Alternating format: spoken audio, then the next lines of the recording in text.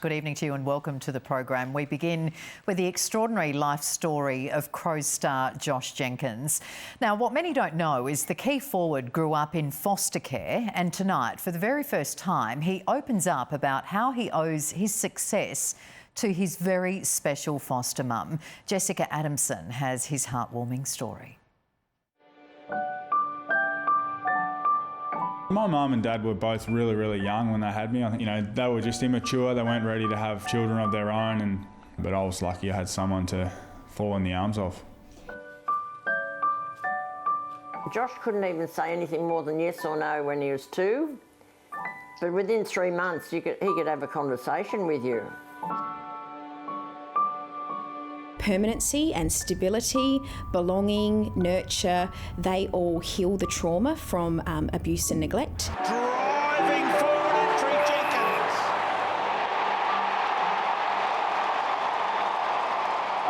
He's a well-known face on the footy field, but it's little known Josh Jenkins was a foster child at 2. 27 years ago, he and his sister Jenna and later their brother Jordan were taken into care by a woman they call Grandma, Edith Casey.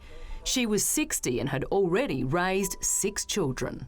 The mother just she just had no idea, and she had the children taken off her. And the dad didn't want to look after them, and so they were put in permanent care.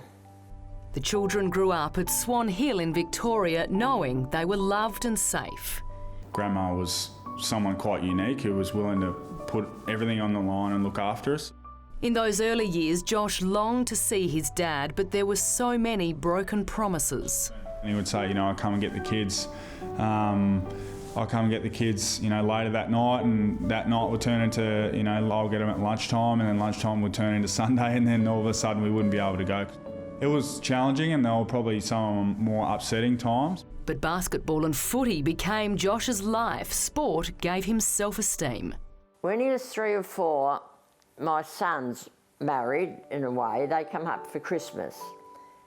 And Josh apparently was kicking a stone around. And so Adrian and Owen went in and bought a football. It was on from Evermore. Get off the bus and I'd be out there from 4:30, have dinner, and then, daylight savings, you could stay out there until 8 o'clock, 8:30 at night. So I used to just be out there. Can he kick a 4th goal? You betcha. Edith remains his biggest fan. The pair talk every couple of days.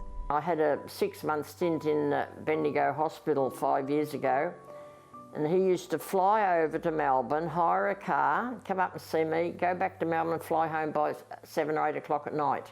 Jenna and Jordan often give me some stick because there's a shrine of my football achievements at home. She takes so much pride in what we've been able to achieve, all 3 of us. Incredibly, it almost wasn't to be. When they'd been here 2 years, we had quite a ding-dong because they said they've got to be moved every 2 years.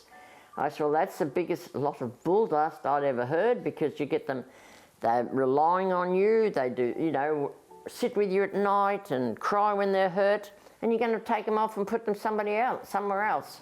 So I won that battle. Long ball, Jenkins, got a mark. A phenomenal story that, the 3 siblings were able to stay together. Foster carer advocate Rachel Titley says the battles Edith fought are still being fought by foster parents today. That potential is not unearthed if we are shuffled like 1 in 3 of our kids are, more than 10 times throughout their childhood.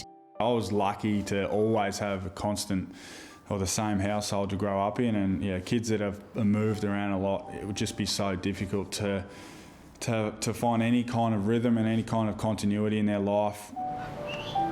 Next month, Josh and his fiancée Hannah will welcome their own child. Oh my goodness, when they had the news, he just about jumped through the telephone to me when he rang up, and very excited.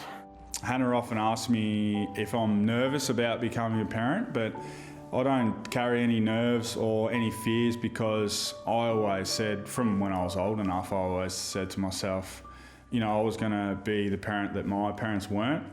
A new chapter in a story of love, commitment and triumph. Never regretted it. They kept me young.